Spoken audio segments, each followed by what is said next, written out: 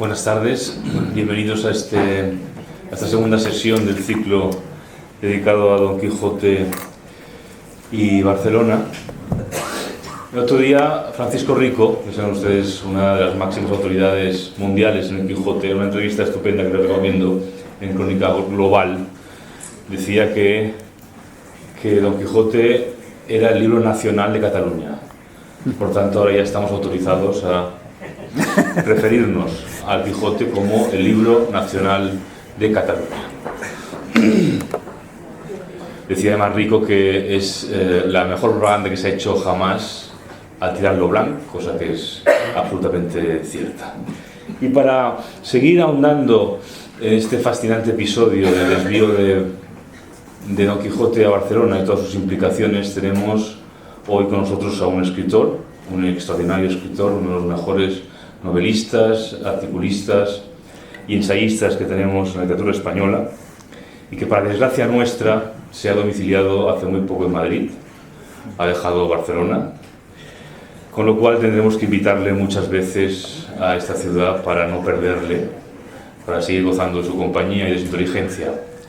Ignacio Vidal Folk tiene ya una larguísima, o digamos larga carrera, tampoco larguísima, como escritor a sus espaldas, como periodista también. Es autor de excelentes novelas, recomiendo sobre todo La cabeza de plástico, publicada en el año 99, la primera que yo leí, Contramundo, sobre el nacionalismo, o referida también mucho al nacionalismo, su última novela, Pronto seremos felices, o su extraordinario dietario, Lo que cuenta es la ilusión, un dietario de los años 2007 y 2010.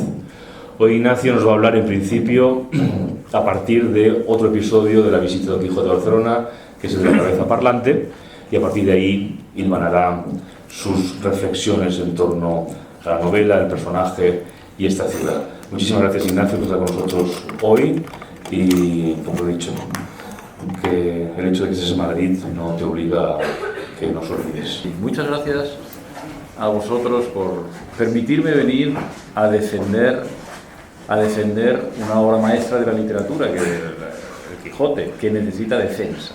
Necesita defensa porque no les quepa la menor duda de que pronto va a ser atacada y considerada como algún libro, no sé, la atacarán a lo mejor por clasista, ya que hay un caballero y hay un escudero, o digamos que cosifica a la mujer porque Dulcinea nunca aparece y en cambio siempre se la diviniza como una princesita, digamos, princesa del guisante. Hay motivos mil para, en estos tiempos oscuros en que estamos viviendo, atacar a Don Quijote. Pero yo, y gracias a vosotros, me adelanto y salgo a su defensa, porque es que he visto últimamente que está, dentro de esta oscuridad general de los tiempos, de moda la demolición de las grandes obras literarias. Por ejemplo, hace muy poco una respetadísima y admirable para mí escritora y editora publicaba un enorme artículo metiéndose con San Nabokov, que es uno de los 2 o 3 mejores novelistas para mí del siglo XX, por lo menos, acusándole de que Lolita era un canto a la pederastia.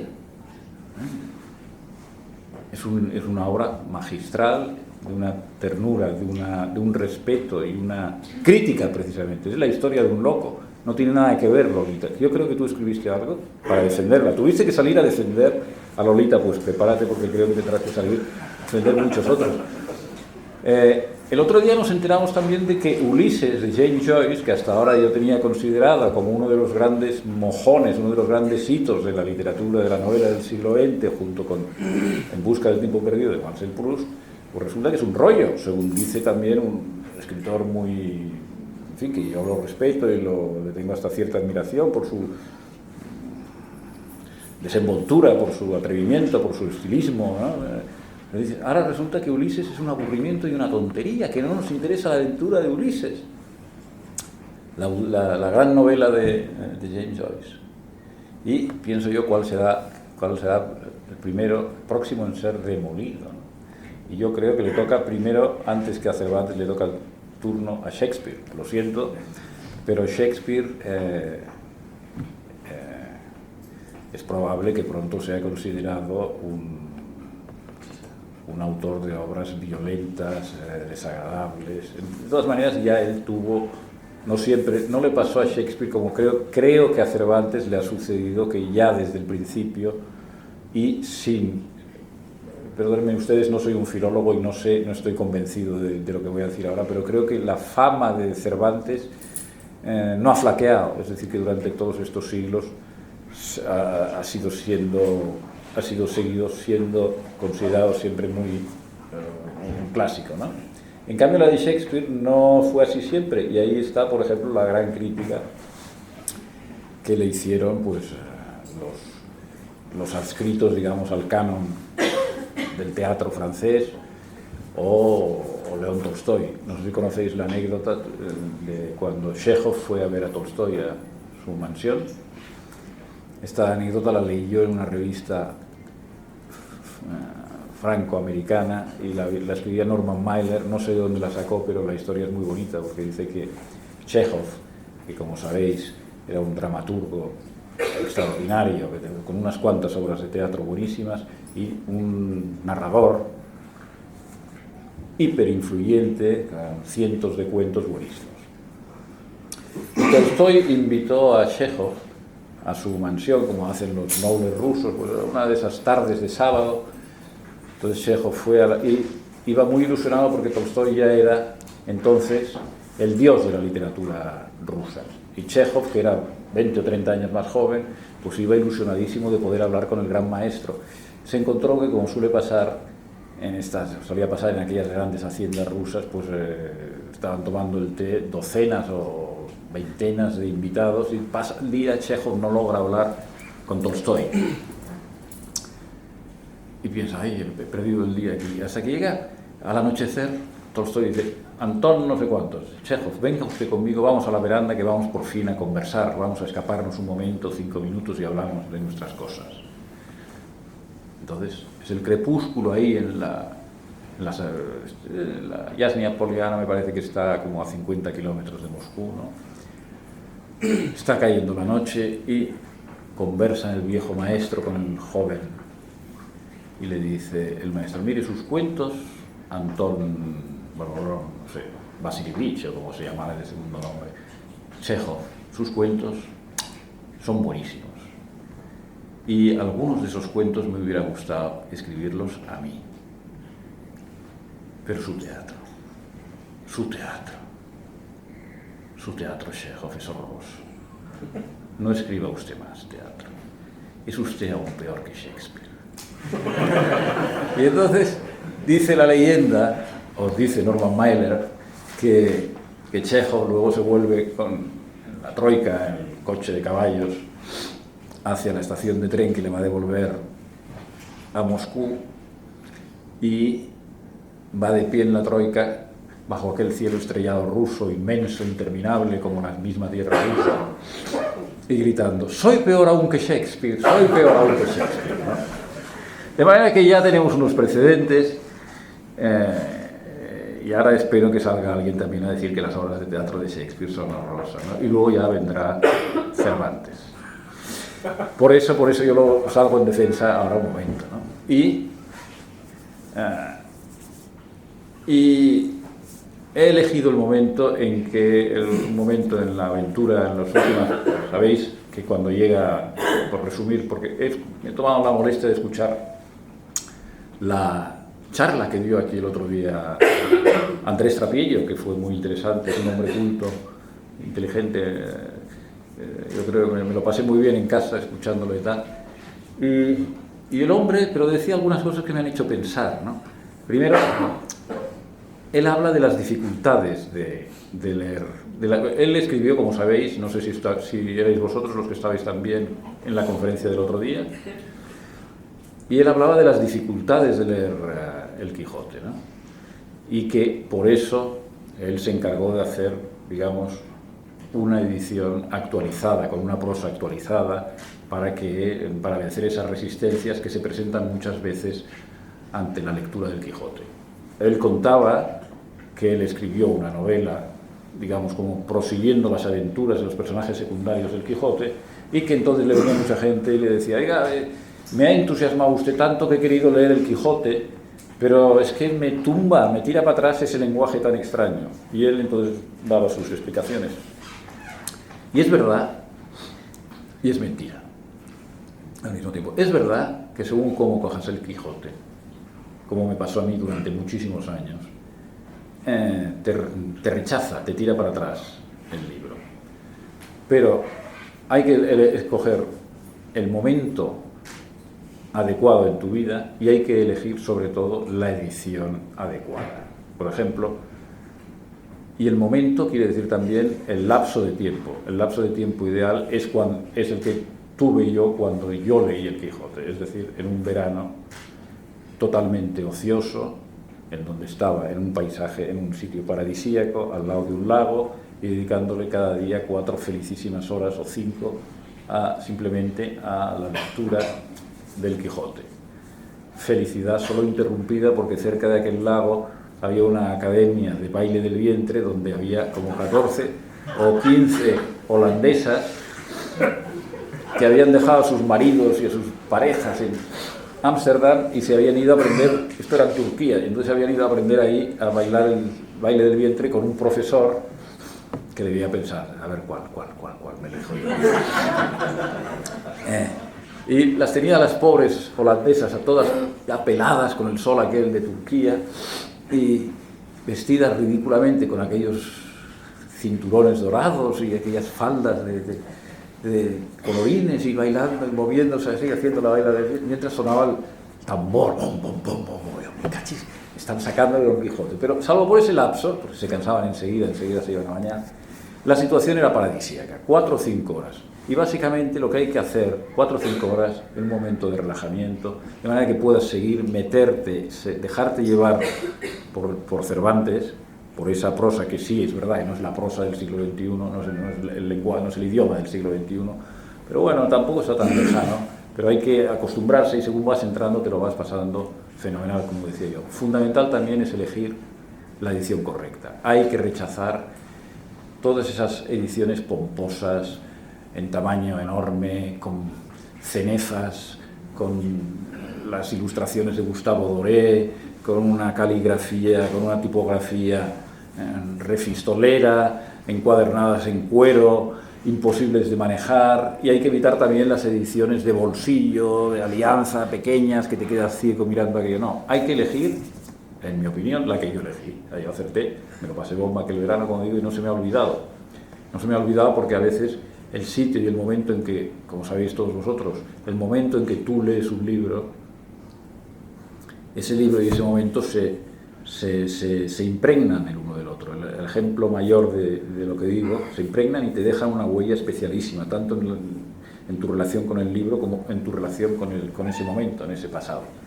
Y el ejemplo que iba a poner era el de Junger, en la primera, el soldado oficial heroico alemán que fue oficial ya en la Primera Guerra Mundial y luego también en la Segunda, y que él cuenta varias veces en sus dietarios, que durante aquellos años horrorosos en que estuvo combatiendo en la guerra de trincheras de la Primera Guerra Mundial, de una manera, como os digo, heroica y en fin, enloquecedora, él, al mismo tiempo, él leía todos los soldados, tanto los aliados como los digamos, del eje, el eje es la Segunda Guerra Mundial, bueno, como los imperios centrales, como Alemania, los austríacos y los alemanes, llevaban en sus macutos lectura, porque el soldado también tiene, aparte de las horas de combate, pues tiene mucho tiempo libre, mucho tiempo que se pierde y tal, y entonces Junger siempre estaba leyendo, y él siempre cuenta que leía Tristram Shandy, por ejemplo, Tristram Shandy, una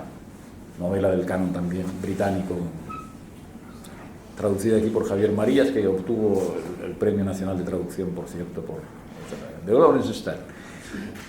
Y dice, para mí Tristram Shandy es algo que, como lo leí en aquel ambiente, es un libro que nadie más ha leído, solo yo lo he leído, porque ese libro está impregnado, digamos, de aquellas especiales circunstancias que lo convierten tanto la lectura de ese libro como los recuerdos que tengo de él como una especie de nebulosa de mundo medio irreal, extraño, incongruente, contradictorio, ¿no? Porque Tristram Shandy también por cierto, es una novela heredera del Quijote. Es también una novela muy humorística, ¿no? Heredera del Quijote, porque ya sabéis que el Quijote tuvo un éxito inmediato también en Inglaterra y en toda Europa. Bueno, entonces, para empezar de una vez al tema que me ha traído aquí, voy a resumir rapidísimamente, porque vi que no lo hizo el otro día Trapiello, por si no habéis leído el Quijote, qué es lo que hace el Quijote en Barcelona. El Quijote llega con Sancho, en los alrededores se encuentran unas piernas y brazos en la noche que parecen colgar de los árboles, y entonces dice Sancho, se queda asustado pensando que son fantasmas que le atacan, y entonces el Quijote le explica: no, mira, estas piernas y pies que ves que cuelgan aquí son de los ahorcados que aquí cuelgan de 20 en 20 y de 30 en 30 los bandoleros, porque había en Cataluña en aquella época pues mucho bandolerismo, muy relacionado también con la burguesía ciudadana, dos bandos de bandoleros, y dice entonces la célebre frase de Don Quijote de: por lo que se me hace ver que estamos llegando a Barcelona, porque por Barcelona había este problema y colgaban anoche. Entonces tiene unas aventuras con el bandolero Roca Guinart, del bandolero Roca Guinart, Pere Guinart, perdona, ¿no? Era Perón, ¿no?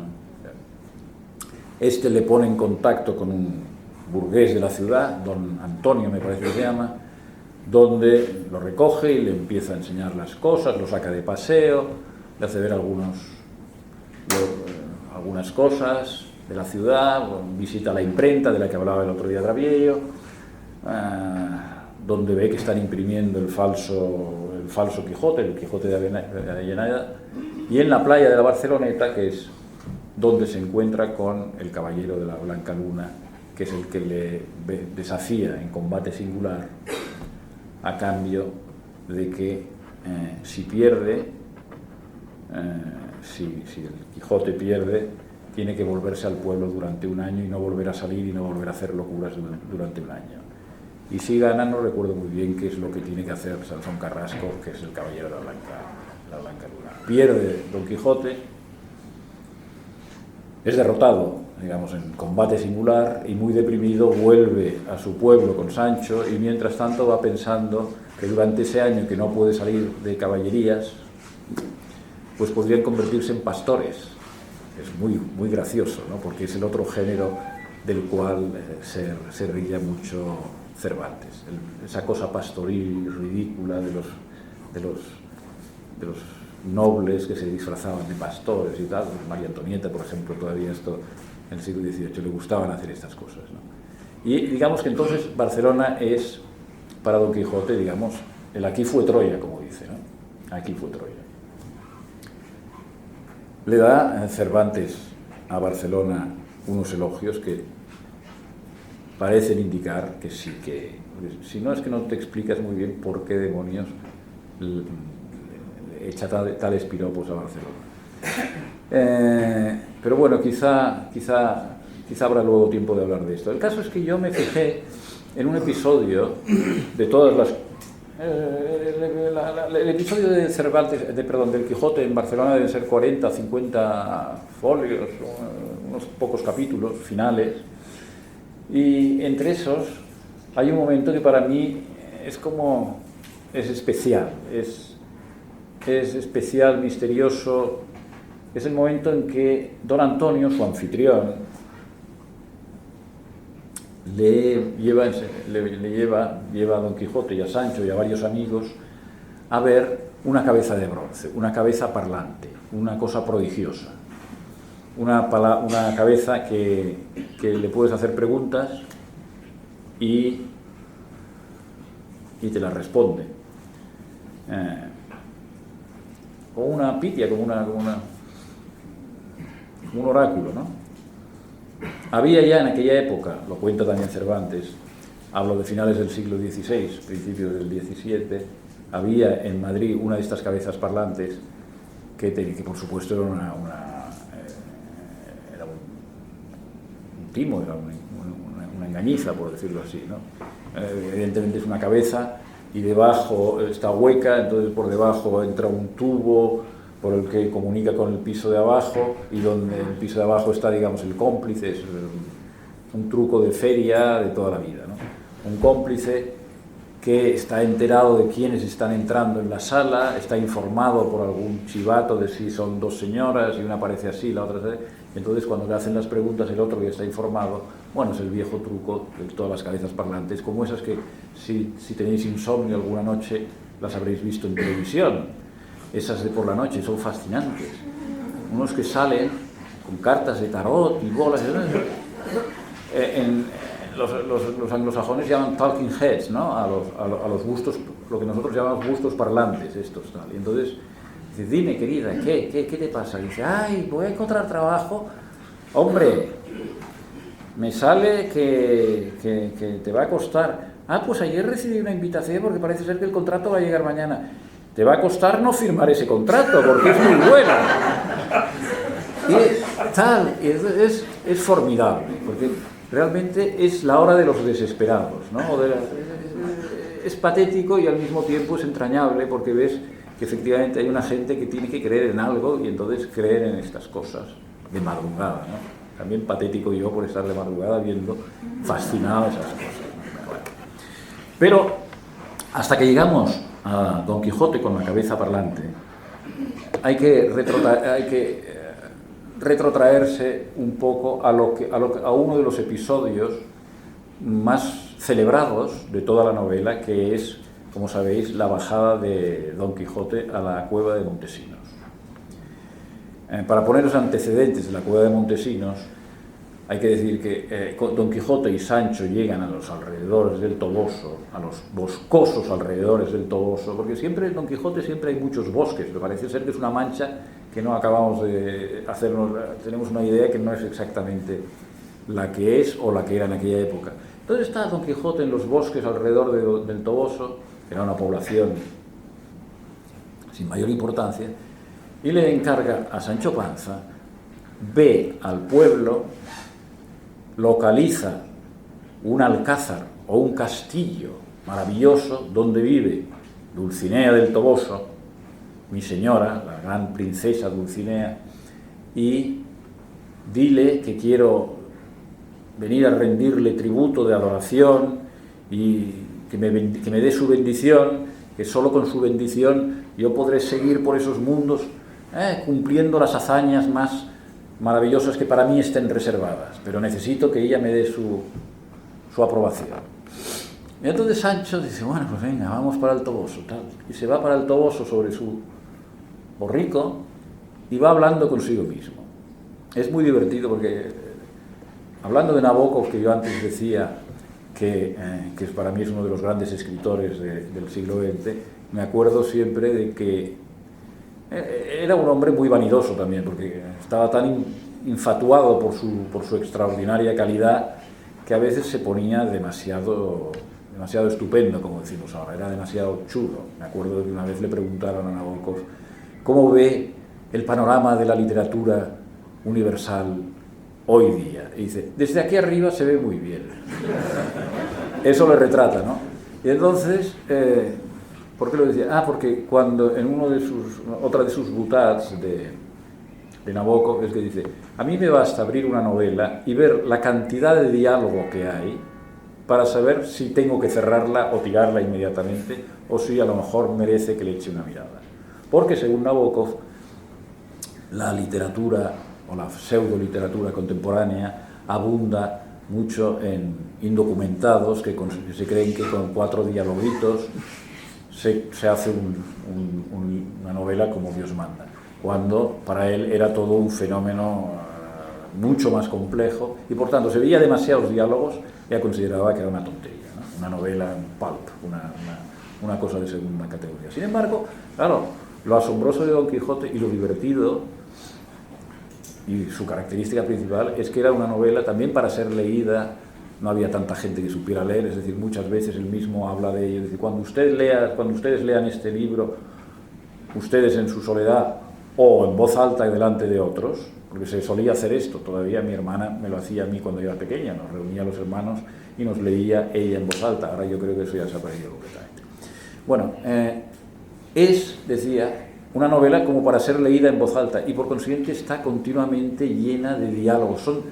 Y eso es la mayor placer que da, el sostenido placer que da Don Quijote, es realmente oírles continuamente a estos dos chifladitos hablar sin salirse nunca de su carácter, de su personalidad, que eso es lo difícil. Claro, la idea de Don Quijote es relativamente simple, todo el mundo puede tener una idea buena, copiarla, como decía Trapiello. Efectivamente, la superstición de la originalidad está trasnochada ya, pero otra cosa es hacer que eso funcione página tras página, y 200, hasta 300, hasta 700, 800 páginas de conversaciones amenísimas entre estos dos chiflados. Así que Nabokov, que por cierto no le gustaba el Quijote, es verdad, lo hubiera abierto y hubiera dicho, vaya birria, esto está lleno de diálogos, y lo hubiera tirado. Pero bueno, el caso es que, volviendo a lo que decía, llega Sancho Panza, se queda solo, y también Cervantes, cuando se queda solo, le hace dialogar consigo mismo, dice, y entonces iba diciéndose Sancho Panza: ¿vas a ir a buscar a una princesa que no existe en este poblacho, dentro de un castillo que tampoco existe? No, haría mejor en no hacerlo, se respondía a sí mismo.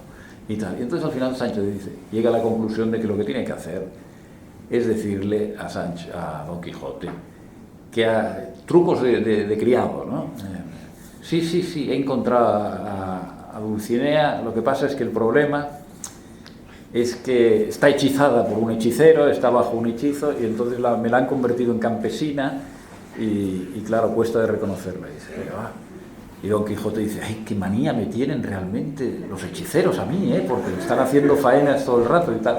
Y entra en el toboso, y claro, lo primero se encuentran a 3 campesinas, de lo más normal, vulgar, así, no vestidas ricamente, ni oliendo a rosas, sino oliendo a ajos, y sucias y tal, como se corresponde a su condición, ¿no? Y naturalmente, inmediatamente de esas 3, Sancho le dice: esa de ahí es Dulcinea, y ya se hinca de rodillas Don Quijote delante de la campesina y tal, dice: bendecidme, buena señora, tal cual, y bueno, las campesinas se van, pero el caso es que estos son los precedentes del momento fundamental de la novela de Cervantes, que es uno de los episodios más preferidos por muchos de sus lectores, que es el momento efectivamente en que bajan a la cueva de Montesinos, que es una cueva que tiene mucha fama por aquella zona, no sé exactamente por dónde es, no me acuerdo, lo supe porque leí mucho sobre esta novela, pero ya no me acuerdo. El caso es que atan a Don Quijote con una cuerda porque tiene empeño en bajar a ver ese prodigio de cueva que parece ser que es misteriosa y que a lo mejor tiene también hechizos y encantos, y baja con una cuerda larguísima, pero en realidad son 10 metros, lo que baja, y tampoco es tan profunda la cueva, y al cabo de una hora o algo así vuelven a subirle, y vuelve Don Quijote como después de haber visto visiones, mareado, como: Dios mío, lo que acabo de ver, y tal. Y entonces explica a Sancho y a otros que están por allá lo que ha visto en la cueva, que voy a deciros un poco de ellos. El capítulo se titula De las admirables cosas que el extremado Don Quijote contó que había visto en la profunda cueva de Montesinos, cuya imposibilidad y grandeza hace que se tenga esta aventura por apócrifa. Ya dice que aquí vienen unas cosas extraordinarias, pero quizá no son ciertas, ¿no? Entonces sale Don Quijote de la cueva, como digo, trastornado, y dice que allá abajo ha visto un real y suntuoso palacio o alcázar, cuyos muros y paredes parecían de transparente y claro cristal fabricado. A la puerta de ese palacio de cristal subterráneo se le ha aparecido un venerable anciano que resulta ser el mismo Montesinos, dueño de ese lugar y de ese palacio encantado, que fue hechizado por el mago Merlín. Y naturalmente lo primero que dice el venerable y dignísimo Montesinos al recibir a Don Quijote es que hacía mucho tiempo que allá abajo en ese palacio encantado estaban esperando y deseando la visita de del valeroso caballero de Don Quijote de la Mancha, de invencible corazón y ánimo estupendo. Porque una de las características gratas y, en fin, de los goces que depara este libro es que muchos de los personajes con que se va encontrando Don Quijote en su vagabundear se dan cuenta de que está como una regadera, que está loco completamente, ¿no? Y efectivamente muchos se burlan de él, muchos se enfadan con él y le dan palos y lo apalean continuamente, ¿no? Pero también resulta que hay muchísimos a lo largo de toda la novela que se dan cuenta también de que está loco, se las tienen con un loco, pero le siguen la corriente por el placer de las tonterías en que se van a ver envueltos con él, ¿no? Y esto le da a la novela una idea de que la representación de la España de la España de aquella época, la representación que nos brinda Cervantes, es que era un país donde había cantidad de gente con unas ganas de pasárselo bien extraordinarias, ¿no? Da una imagen muy bonita, ¿no? Dice, aunque francamente, dice Cervantes, pues son muchos, pasa continuamente que le dice, sí, Don Quijote, claro, honor de la caballería, por favor, pasad, honráis mucho nuestra posada y tal. Pasa continuamente. Y entonces dice, y procuran gastarle bromazos, pero procuran también no hacerle daño, porque como dice uno de los personajes, se trata también de no humillar a Don Quijote y a Sancho, pues como dice un personaje, el daño no es gracioso. Y esta peculiaridad, o sea, el hecho de que tanta gente, como ocurre la novela, en vez de darle la espalda al chiflado, le digan que se sienten muy honrados de conocer al famoso caballero andante, tiene dos efectos positivos. Uno para Don Quijote. El primer efecto positivo es para Don Quijote, que está encantado de que allá por donde va se le reconoce y le dan vivas. En Barcelona también lo sacan de paseo por la calle y le ponen un cartel, este de aquí es Don Quijote, como se habían publicado ya la primera parte de sus aventuras. Todo el mundo que ve, este es Don Quijote, todo el mundo, ¡viva Don Quijote! Y tal, y Don Quijote encantado, ¿no? Aunque le reconoce, eso es como Puigdemont, o como estos del Procés, dice, ya nos conocen en Europa, nos hemos convertido en un problema europeo. Sí, bueno, felicidades, ¿no? Por ese precio más valdría que no te conociera nadie.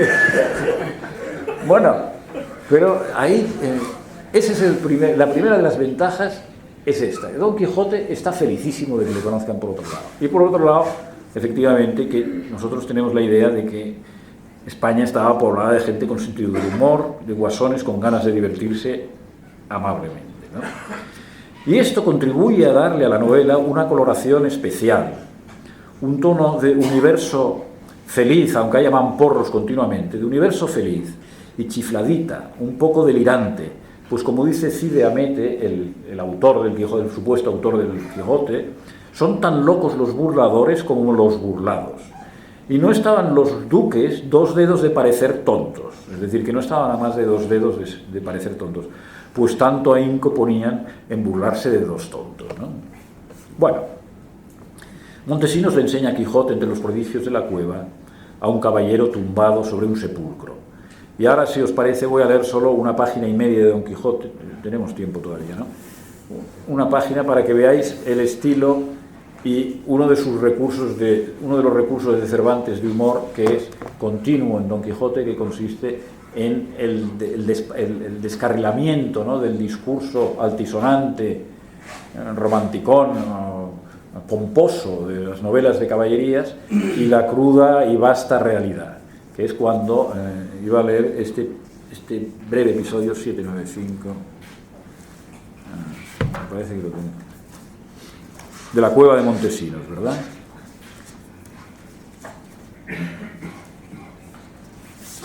Dice: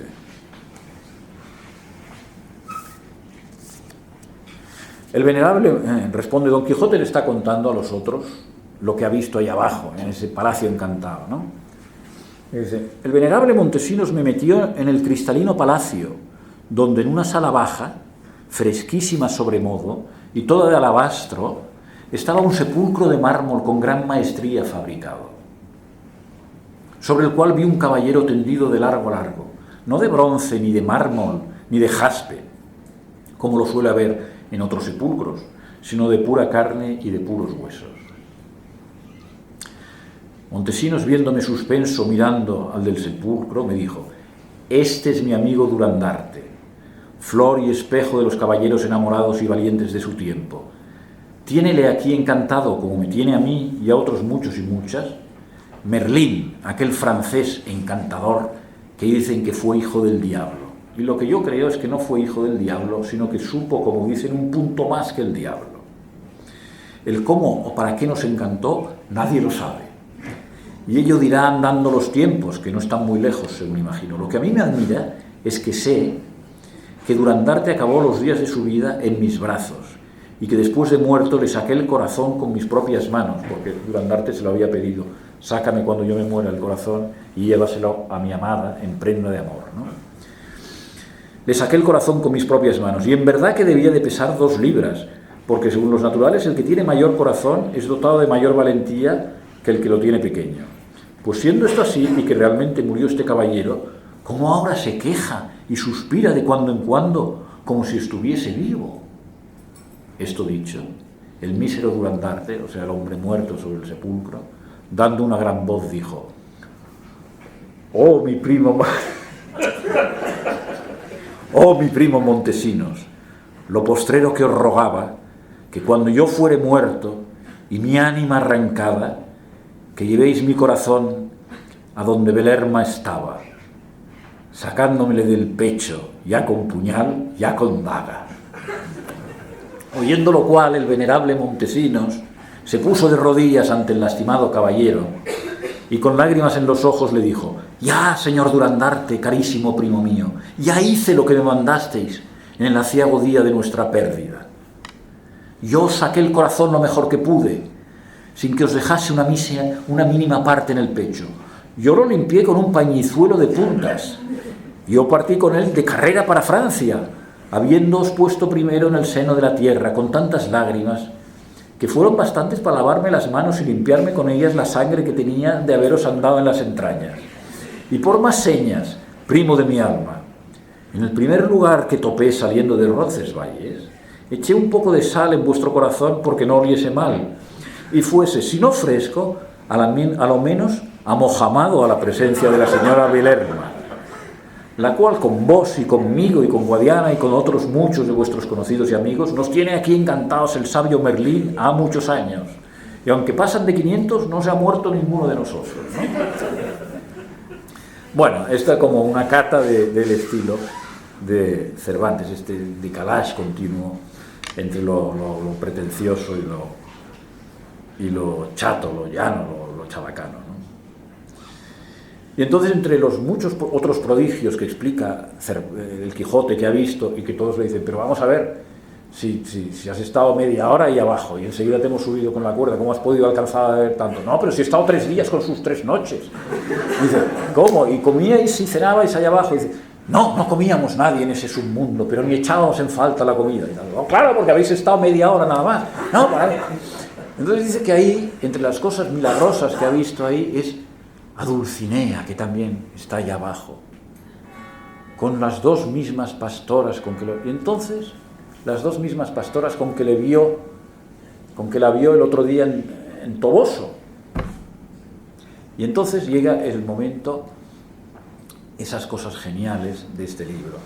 Y yo no sé si Cervantes llega a estas genialidades por casualidad, de tanto estar trabajado y metido en ese mundo, o realmente es que era un genio.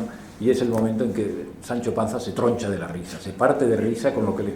Porque Sancho es el que se ha inventado que aquellas están encantadas para engañar a Don Quijote. Y ahora Don Quijote dice que las ha visto allá abajo y tal. Entonces le dice algo inaudito. El escudero le dice: señor, sois un mentiroso, os lo estáis inventando todo. Entonces, cuando se da cuenta de que le está diciendo a su señor una cosa tan salvaje como que es un mentiroso, dice: o a lo mejor lo habéis soñado. Y entonces dice,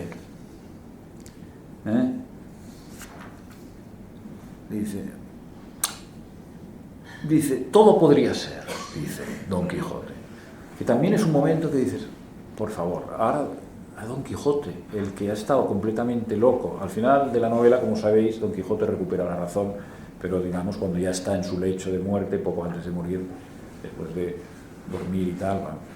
Pero de repente dice, todo bien pudiera ser. Y dice el autor, el narrador mismo, Cide Hamete toma la palabra y dice, pensar yo que Don Quijote mintiese, siendo el más verdadero hidalgo y el más noble caballero de sus tiempos, no es posible.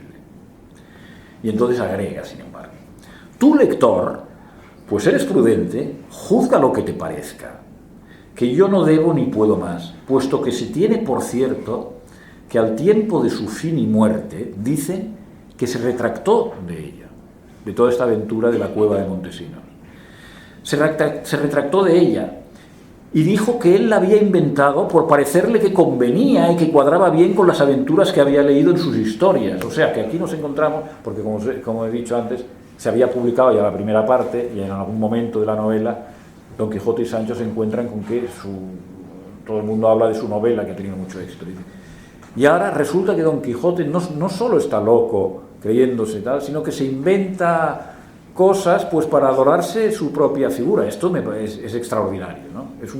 Es como un tirón que hace el autor, como diciendo, bueno, al personaje le hago estirar un poco más, pero seguirás pegado a él, ¿no? Efectivamente, seguimos pegados a él. Siguen nuevas aventuras y despropósitos, hasta que llegan a los alrededores de Barcelona, pasa toda aquella... Y entonces llegan al momento en que don Antonio... Voy a acabar porque veo que quedan 10 minutos por si luego... Bueno. Don Antonio le lleva a ver la cabeza de bronce. No le lleva a ver inmediatamente porque es viernes, dice, los viernes la cabeza no habla. Tenemos que esperar mañana, sábado, que los sábados habla. Y entonces se van todo un equipo de personajes y se van a ver la cabeza de bronce. Y todo el mundo le hace sus preguntas. Y la cabeza responde, como os he dicho, pues como los liantes estos de la televisión. Sí, podría ser. Sancho Panza le pregunta, ¿volveré a ser gobernador? Porque había sido gobernador por befa, pero un gobernador ejemplar, solo con decir que cuando deja la ínsula Barataria que él había gobernado, creo que acaba diciendo algo así, no me acuerdo muy bien cómo era la cosa, pero decía, desnudo tomé el poder, o tomé la gobernación y desnudo me voy, no, ni gano ni pierdo, una cosa así. Cosa que quiere decir que sería un ejemplo todavía a seguir en nuestros días, ¿no? Pero bueno, va Sancho Panza y le pregunta, ¿volveré a ser gobernador? Y la cabeza dice, gobernarás tu casa. Y dice, bueno, y dice, volveré a ver a mi mujer. Y responde, si vuelves a tu pueblo, sí. Entonces dice, bueno, muchas gracias por la información y tal, ¿no? Y así lo hace con todo. Y entonces llega Don Quijote, y este es el momento que me parece tan conmovedor, y sucede en Barcelona. Que va Don Quijote y también llegóse luego Don Quijote y dice, dime tú el que respondes, ¿fue verdad o fue sueño lo que yo cuento que me pasó en la cueva de Montesinos? Qué cosa más bonita. También luego le pregunta, ¿se desencantará Dulcinea? ¿Volveré a correr grandes aventuras y tal? Que le importa muchísimo que se desencante Dulcinea. Le importa tanto desencantar a Dulcinea que no recuerdo, la verdad es que hace tiempo que leí el Quijote. No me acuerdo por qué motivo ha llegado a la conclusión o quién le ha dicho que para que se desencante Dulcinea es preciso darle 3.000 azotes a Sancho Panza, ¿no? Y Sancho Panza se muestra todo el rato muy poco proclive a esto, ¿no? Pero va Don Quijote página tras página diciendo, hombre, pero ¿qué te costaría darte unos cuantos azotes para ir reduciendo la cantidad, ¿no? Pero lo que me emociona a mí es cuando el héroe duda de sí mismo y le habla a una tosca cabeza de bronce, imagino que sería tosca, y le pregunta, ¿es verdad o es sueño lo que yo he contado que pasaba ahí, ¿no? Este es uno de los momentos más tristes, o el más triste de la novela para mí, cuando se manifiesta que Don Quijote duda de sí mismo, duda de lo que dice. Cuando uno duda, está empezando desde luego a abandonar la locura. Y a partir de esta pregunta, dime tú el que respondes, ¿fue verdad o fue sueño lo que yo cuento que me pasó en la cueva de Montesinos?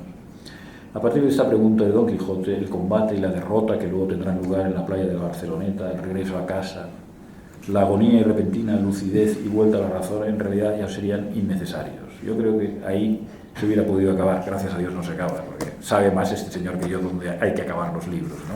Pero esta palabra, el maravilloso libro, se destila y se precipita en esta frase que reúne todos los temores y esperanzas del héroe. ¿Fue verdad o fue sueño? Así el hombre, cansado de estar solo con sus sueños, como dice el verso de Cernuda, solo en el mundo, sabiendo que entre sus iguales no encontrará las respuestas a las preguntas más íntimas de su corazón angustiado, interroga a todos los símbolos y signos de lo trascendente, a todo icono, a toda esfinge, a toda runa, a toda aparición de su fantasía, a toda bruja que le eche las cartas, a toda efigie del conocimiento superior, a toda cabeza parlante. En el Zohar es una colección de comentarios sobre la Torah, ¿no?, para guiar a aquellas personas hacia la raíz de sus almas, hacia el origen de sus almas. En el Zohar la cabeza mágica simboliza la luz astral. En el arte medieval simboliza la mente y la vida espiritual, según el diccionario de símbolos de Juan Eduardo Cirlot, un poeta de Barcelona, que en un librito muy bonito y completamente olvidado, supongo, que se llama Ferias y Atracciones, habla del Quijote y habla de la cabeza de bronce que sale en Don Quijote. Ese libro, que se llama Ferias y Atracciones, empieza, voy a acabar con esto, empieza Cirlot diciendo que es muy bonito viajar y que viajar nos saca de nuestra rutina y que nos hace ver las cosas de otra manera, y que a veces 4 días de un viaje son para nosotros un lapso de tiempo muy superior a un año de vida rutinaria. Eso es verdad, todo el mundo que haya viajado un poco ahora se dará cuenta de que luego cuando recuerda se acuerda más de aquello que de un año en que hacía cada día lo mismo, etcétera y tal. Y dice Cirlot, pero no siempre es posible viajar. Por las circunstancias económicas o de cualquier caso, de cualquier tipo, no siempre se puede viajar cuando uno quiere. Y entonces es por eso por lo que también vamos a ver películas y vamos a leer novelas. Dice, pero también uno se cansa de entrar a ver lo que otros han hecho, ¿no? Y lo que quiere es vivir la experiencia él mismo, vivir una experiencia, no por delegación. Dice, y en esos casos, es un libro muy bonito, en esos casos, algunos ingenuos o algunos niños, sobre todo, pienso yo, ¿no?, algunos espíritus un poco pueriles, pues encuentran gran placer y gran liberación, y a lo mejor Cirlot era uno de estos, porque el libro es un elogio de las ferias y de los campos de atracciones, estas del Tibidabo y de Montjuic, en el que está inspirado. El librito lleva unas fotografías de centellas hechas en el Tibidabo. Dice, a veces uno se conforma, ya que no puede viajar y ya que no quiere leer más cosas de otros, se conforma con ir a estos campos de atracciones, ¿no? ¿Cómo se llaman? Ferias y atracciones, ¿no? Dice, entonces describe los encantos disonantes de estos centros, describe con estilo lento y reflexivo la noria, la casa de la risa, los caballitos, hasta llegar a la reina de las atracciones, que es para él, la reina de las atracciones para él es la cabeza parlante. Al elogiarla, empieza naturalmente citando a Cervantes. Y recordando que a propósito de ella habla, y con razón, de encantamientos. Todos los que hemos visto, dice Cirlot, esos mágicos bustos o esas cabezas que terminan secamente, en donde algunas damas ponen cintas en lugar de collares, o sea, aquí, ¿no?, recordamos esa emoción incierta como algo que no sabemos si fue de veras visto o solamente soñado. Cita a artistas que se obsesionaban con las cabezas, a Max Ernst, a Böcklin, y dice que el hecho es que las cabezas parlantes son un milagro. Ahí, sobre una mesa de alabastro, de madera o de cristal, aparece la pálida cabeza de una mujer joven a la que en el recuerdo vislumbramos provista de un enorme moño con ojeras y una mirada triste de color violeta. Así describe, me parece, una que estaba en el Parque del Tibidabo. Y acaba diciendo Cirlot: ¿qué dicen las cabezas parlantes? No lo sé. ¿Quién lo sabe? De esto sí que no es posible conservar recuerdo. No importa lo que dicen, porque el hecho de que digan ya es más que suficiente. La corriente de público transcurre ante su trono, que es picota, y una china espectral se reproduce en el ambiente. Picota es aquí, ahí, ya sabéis lo que es una picota, ¿no? Bueno, efectivamente hay algo de la cabeza, en principio, simbólicamente, representa la parte espiritual del hombre. Precisamente la cabeza decapitada quiere decir que ha perdido todo lo que tiene que ver con el mundo físico y se queda reducido, digamos, a la razón y al espíritu y al alma. Es la residencia del alma y del espíritu, la cabeza.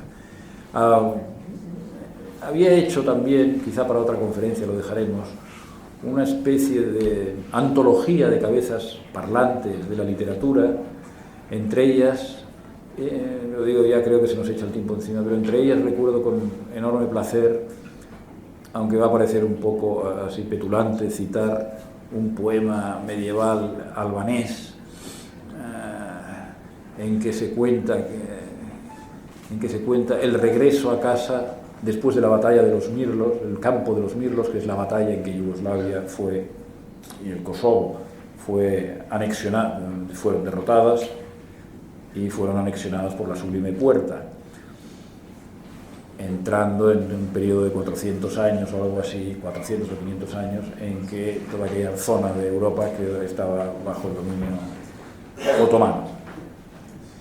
Entonces, este romance cuenta la historia de un caballero que ha muerto en la batalla del campo de los Mirlos,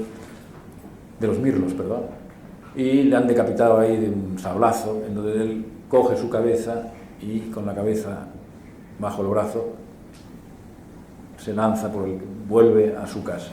Y cuando vuelve a su casa para enterrarse allí, pasa junto al río donde hay dos mujeres lavando y empiezan a chillar, a decir: un hombre sin cabeza, un hombre sin cabeza. Y el caballero, la cabeza que lleva aquí, dice: sí, yo sin cabeza, pero vosotras muertas.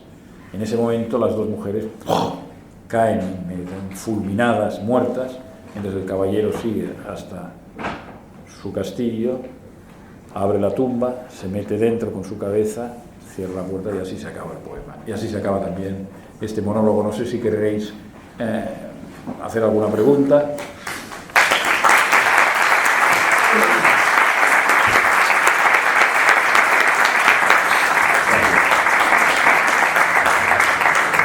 Muchas gracias, Ignacio. Espléndida charla. Gracias. Y todavía tenemos tiempo para una pregunta, si alguien se anima.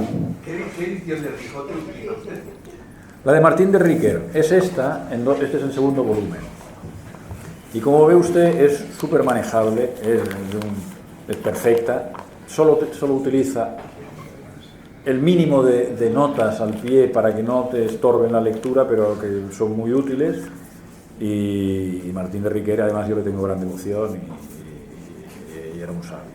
Es estupenda, esta no sé de qué editorial es, estoy seguro que solo con ver estas aguas ya sabrás, es igual, es esta edición. ¿No? Luego ya saben que es muy famosa y se vendió, no sé, creo que 1 millón de ejemplares de la de Francisco Rico, esta de la Real Academia Española, que seguramente será igual de competente, pero yo le tengo cariño a esta porque es la que leí, porque es súper manejable. Yo también, Tú también. Sí. Está muy es bien. La que leímos todos, la primera de Riquer. Pero no es el primer Quijote que he tenido yo, porque efectivamente yo he tenido muchos de esos, y tú también seguramente, ¿no? Sí, que regalan. Que no son para leer, claro. Que no exacto.